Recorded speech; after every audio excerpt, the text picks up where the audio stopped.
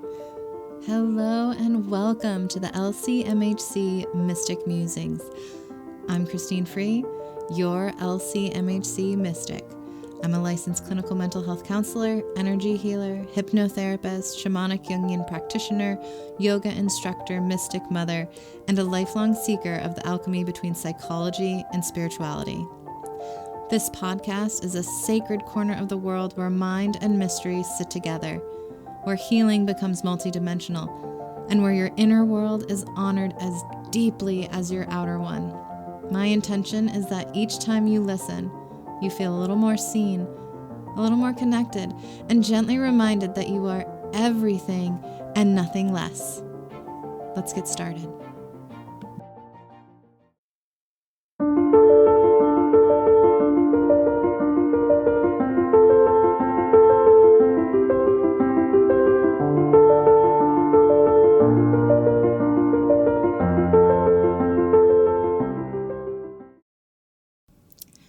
So when I was choosing the focus of today's episode, I felt drawn back to one of my earlier blog posts. It's a piece I wrote that blends psychology and mysticism in a way that still feels really relevant and alive today, and especially in my practice.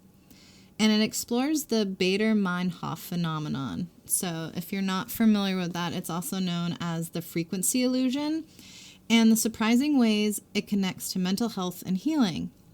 And although I did not ask my friend Beth for guidance this time around what episode I should do episode 2 on, the original blog post was inspired by a conversation I shared with her back in 2023.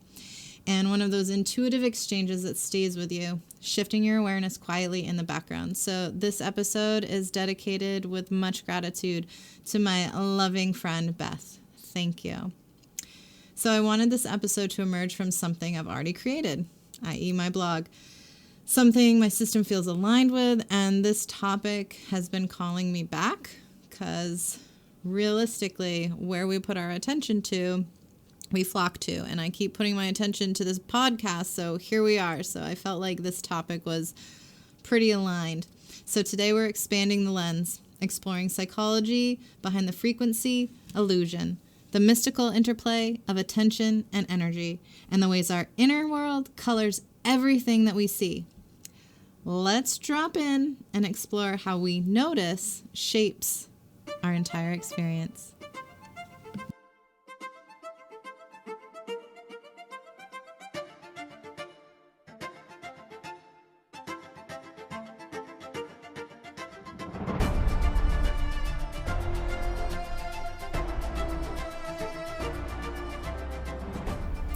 So the intersection between psychology and mysticism.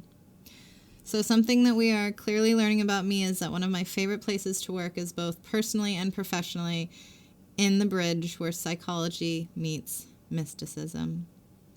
Psychology gives us clarity, insight, and structure, while mysticism gives us symbolism, depth, and meaning. And the frequency illusion, the Baader-Meinhof Phenomenon, is one of those rare concepts that is equally at home in both of these worlds. So in mysticism, attention is frequency. In psychology, attention is cognition. Both perspectives say the same thing. So what you look for, you'll find. What you pay attention to expands. What you highlight internally becomes what you notice externally. The world outside reflects the world within. And that particular topic, I'm sure I will come back to and talk about a lot. And I will have guests on that particular topic because it's such a vast one. But for this podcast, I'm going to really try to dial it in and not let my ADHD orbit me out into wild things. So this is the heart of today's episode. So let's break down the Baader-Meinhof Phenomenon, also known as frequency illusion. What happens when something new enters your awareness and suddenly it feels like it's everywhere? And I can literally think of a time in my life recently, and I think the most well-known example of this is with cars, like the red car phenomena. In my experience, I drive a Jeep Wrangler. It is literally my dream car. I will not get rid of it, and my husband knows it. And he constantly is like, your Jeep just wants to die. It doesn't want to be here. And I'm like, but it does. It wants to live with me. It loves me. Her name's Odessa. I just love her. But needless to say, my husband's always like, you need to get a new car. And I'm like, So I do enjoy, I was visiting one of my best friends in Tennessee. She has a Telluride, and I absolutely love it. And I drove it. And I came home, and I was like, hey, I drove Morgan's Telluride. I really enjoyed it. And let me tell you, this man decides that every Telluride he sees, he needs to point them out. And they became everywhere. And I chuckle because I think of this past summer when my stepson and his mom was visiting, and she's in the back just like laughing at us, hearing me literally tell David, no, I don't want a new vehicle. But needless to say, guess what? I see Tellurides everywhere. And now, lovingly, you shall too. But yeah, so how does this happen? There are two mechanisms: selective attention and confirmation bias. So first things first, we're going to talk about selective attention. This is your brain's gatekeeper. The moment your brain decides something is relevant, emotional, or meaningful, a part of your brainstem, it's called the reticular activating system, the RAS, R-A-S. I'm going to call it RAS. That sounds cool. It starts tracking it. And it's the gatekeeper of consciousness. It filters the world so you don't get overwhelmed by every detail happening around you. And so this particular statement brings me to something really cool. So this ties into, there's a popular idea, and I'm going to assume you've heard it, make an ass out of you and me here, but that humans only see 2 to 5% of their reality. And that number isn't literally true, but the concept underneath it is. And the science behind it is really cool. So your eyes actually take in a massive amount of information. Your brain, however, filters almost all of it out. So your brain receives roughly 11 million bits of sensory data every second. What? Mind-blowing. And you consciously process about 40 bits of that. Literally 11 million bits we are bombarded with. And your brain's like, nah, 40. That's good. So the limitation isn't our eyes. It's the tiny slice of reality in our awareness that allows us to access it. And I am trying really hard not to go off into orbit about that statement, because that gets my clinical counseling, somatic psychology nerd just revving. But I'm going to stay on topic, guys. So most of what you think you see is not raw data. And I quotation marked see. So most of what you think you quotation marks see isn't raw data. It's your brain's best prediction. So it fills in gaps, it completes patterns, and creates meaning through your memory, expectation, belief, your intuition, emotional states, and trauma. So that's why two people can witness the same moment and swear they saw something completely different from one another. So we're not seeing the world as it is. We're seeing the world through the lens of our nervous system. And again, when I make that statement, I am doing my best not to go off into orbit, because, whoa, lots of stuff there. And for intuitive, sensitive, neurodivergent people, hey guys, hi, ADHDer, neurodivergent here. For us neurodivergents, sometimes these filters, it lets more than the average brain expects, which can feel really overwhelming, can feel insightful, can feel mystical. But yes, we consciously experience only a tiny fraction of our sensory world. Not because the world is limited, but because our filter is. Okay? So that is your selective attention. Now I'm going to go back to the second part of this, the confirmation bias. The brain looks for what it believes. So once your brain tags something as important, confirmation bias kicks in. Your mind essentially will say, okay, show me proof this matters. And suddenly, you're seeing tellurides everywhere. You start noticing anything that validates that new idea, whether it's a word, symbol, or situation. The world isn't changing, okay? So the world is not changing, but our perception is adjusting to match our focus. So, I'm noticing that I say so a lot. So I apologize for the repeated so. Oh man, mind blown. Here we go. Frequency illusion. Now you're going to be finding all my so's. And so now I have to consciously be like, nah, ain't going to say it. And, okay, didn't say it. And that leads to the big question. If our awareness is so filtered, can we actually expand it? And the answer is, drum roll, abso-effing-lutely yes. 100% yes. And I've seen it in my life personally and in my office. It's beautiful. So, your brain is not a passive receiver of reality. It is an active creator. It's constantly shaping your experience of the world. So your awareness is influenced by things such as the things I stated before, but past experiences, trauma, beliefs, nervous system patterns, culture, intuition, meaning, values, what you're healing, what you're not healing, and what you're afraid of. And I can come up with even more. But here's the empowering part of all of this. Your perceptual filter is changeable, it is trainable, and it is completely expandable. And this is the fancy word of neuroplasticity. The brain's ability, right? So neuroplasticity is the brain's ability to rewire itself based on what you focus on, what you repeat, and what feels emotionally meaningful. So, I love this stuff. I want to go off into so many directions, but I'm sticking to my bullet points over here. So, where your attention goes, your neural firing flows. And where your neural firing flows, neural wings and neural wiring grows. So yes, absolutely, you can shift your awareness.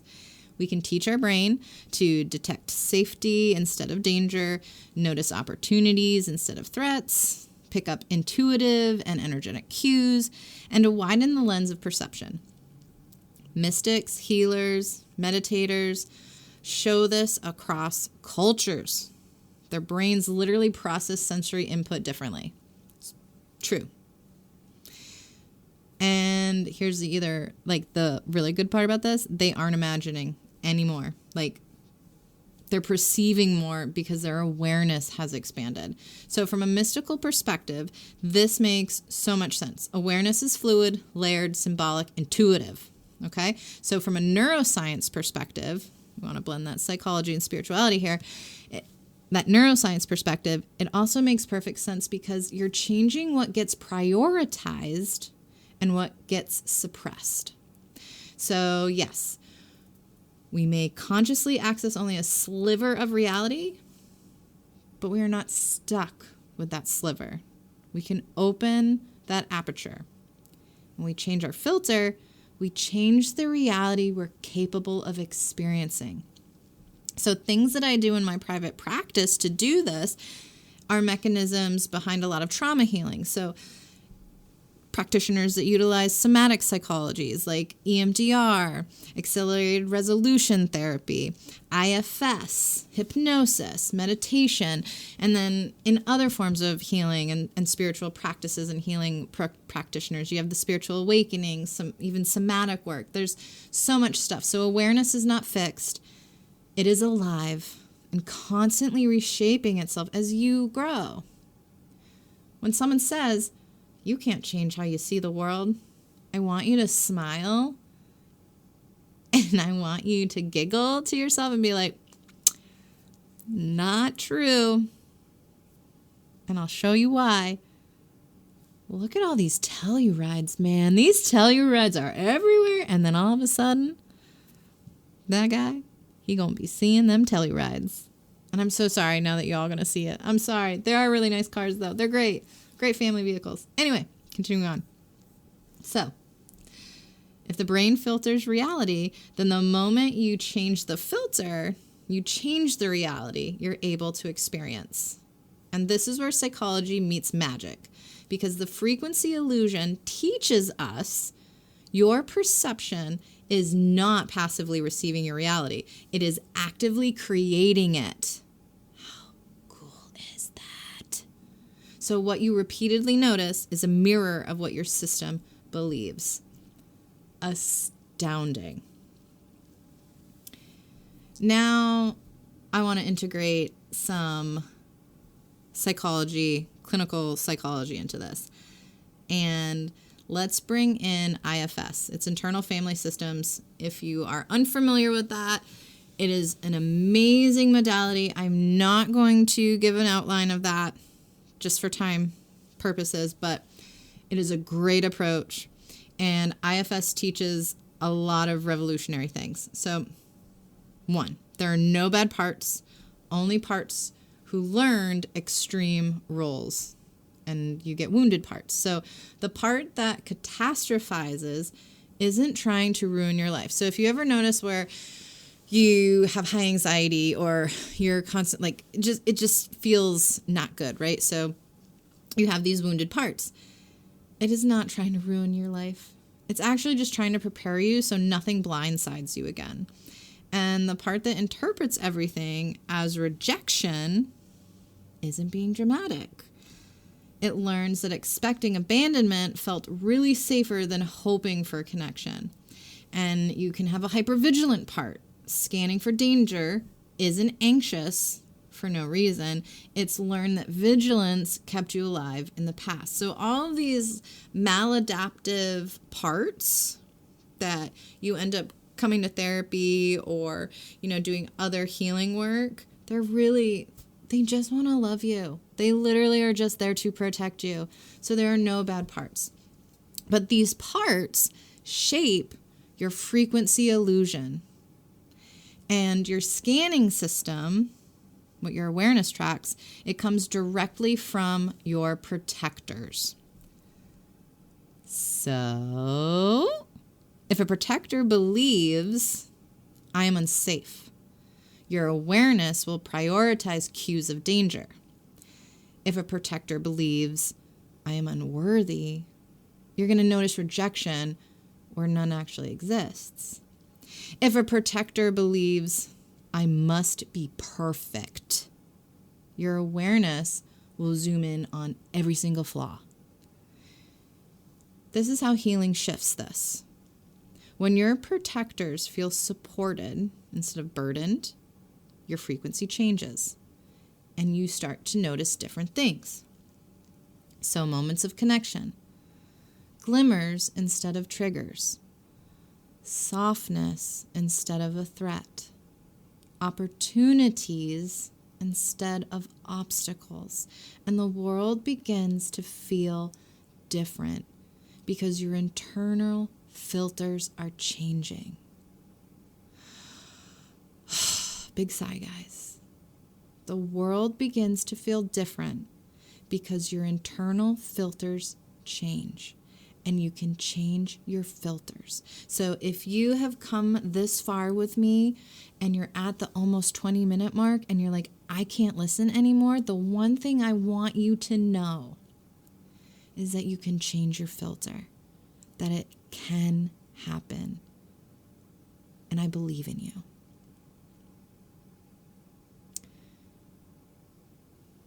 Moving on to the subconscious, which is our inner algorithm. Our subconscious is always listening. I say this all the time to my clients. Even when you're not listening, like your conscious mind is not, your subconscious is. There's no off button on that thing. It records everything. Your senses, the memories, the impressions, the micro expressions, that 98% of sensory input, that other, let's see, hold on, 40 minus 11 million. No, can't do it. So that leftover millions of bits. So the conscious mind processes the 40 bits per second, and the subconscious processes the other millions. And your subconscious is the ones that is deciding, what should the conscious mind pay attention to? Which means your awareness is not random. It's curated. And if your subconscious has learned the world is dangerous, it is going to highlight all of the threats around you. And if your subconscious has learned relationships are unreliable, it's going to highlight abandonment cues. And if your subconscious has learned that you are loved, it highlights connection. So see the opposites here? So just like social media algorithms, your internal algorithm feels and feeds. Your internal algorithm feels you more of what you engage with emotionally, mentally, and energetically. Psychology explains it, mysticism feels it, and both are true. So let's bring in a little fun thing around archetypes. So let's continue on infusing IFS around protector parts and such. So the archetype of the protector versus the healed self. And in my blog, this blog is entitled, Are You a Good Witch or a Bad Witch? And so this is where I'm going to kind of tie that in. Let's bring in one of my favorite metaphors, which is that if you're a good witch, are you a good witch or a bad witch, right? So maybe the bad witch isn't bad at all. Maybe the bad witch is just misunderstood. It's a misunderstood part, guys. And maybe that part of you who grew sharp because life didn't give you softness, the part who protected your heart with fire because nobody protected you, and maybe Glinda, the good witch, isn't actually her opposite. Maybe she's what your protectors transform into when they finally feel safe. And IFS says this: the protector who lashes out was trying to keep the exile part safe. The exile part who hides was trying to keep you from feeling unworthy. And the perfectionist was trying to help you survive environments where only perfection was accepted. So the question becomes, which witch is leading your perception right now? The wounded protector or the healed inner self? Frequency illusion becomes a tool for this healing when you choose who's going to hold the wand. So is it going to be the Wicked Witch of the West, or is it going to be Glinda? And I am going off on the original Wizard of Oz because I love Wicked, and look, that's a whole other thing. So I don't know why I want to throw that out there, but I need to. So heart, body, and somatic frequency. Awareness doesn't come only from the mind, it's also held in the body. And when your inner world shifts, your breath changes. Literally, and you can see it in your posture. So all of a sudden your shoulders are back, you're breathing more from your diaphragm, your muscles relax, your heart opens, your nervous system moves towards regulation. And a fascinating thing to this is your heart sends more signals to your brain than your brain sends to your heart. So when your heart is braced, your perception narrows. When your heart softens, your perception widens. A regulated body leads to a regulated mind, and vice versa. This shifts your frequency, and that shift changes what you notice. Your vibe truly does return to you, not as a magical thinking, but as nervous system reality. That is amazing. So, again, so many side quest topics that I could go off from this really short episode about the Baader Meinhof Phenomenon. And I will save those side quests for other episodes, but I want to leave with some reflection and integration. So I'm going to invite you to do a breath exercise with me, okay? And as you do that, I want you to explore a few questions. I want you to see where your attention has been trained to go. Which is driving your perception right now? What belief keeps getting confirmed? And what is actually true? What change, if you believed you could change, would help you be safe? And what would you begin to notice if your, if your inner child led the way? Okay? So I want you to get cozy if you can. If you're driving, just focus on your breath. But if you can, soften the eyes, close them. Take a nice deep inhale in. And let's hold that inhale for 5, 4, 3, 2, 1. Long exhale out through the mouth. And I want you to just keep doing that. Inhale in, exhale out. What has my attention been trained to look for? Which is driving my perceptions right now? What belief keeps getting confirmed? What change if I believed I was safe? What would I begin to notice if my inner child led the way? And let these questions land softly in your body. Oftentimes, answers come before the mind has time to analyze it. So just feel that. Put that hand on your heart and just inhale in, exhale out.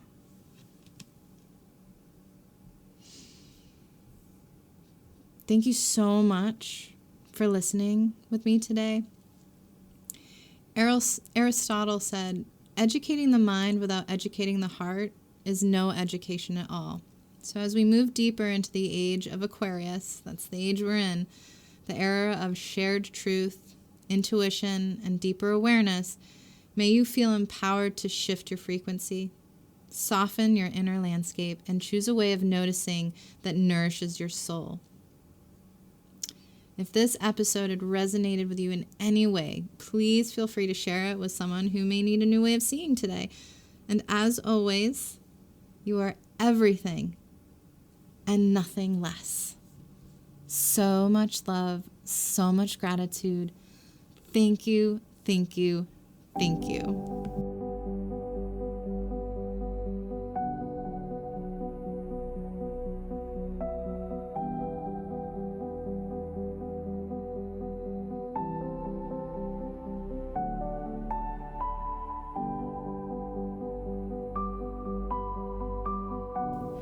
I want to thank you for joining me today. If this musing resonated, follow me, the LCMHC Mystic Musings on Spotify or wherever you listen. And you can connect with me at my website, merkabasacredhealing.com, or on any of my social accounts at the LCMHC Mystic. Again, deep gratitude to the donors who helped this sacred corner reach a wider circle. And if you'd like to support or collaborate, please reach out through my website, or you can find me on Ko-Fi. I would love, love, love, love to connect. So until next time, remember, you are everything and nothing less. So much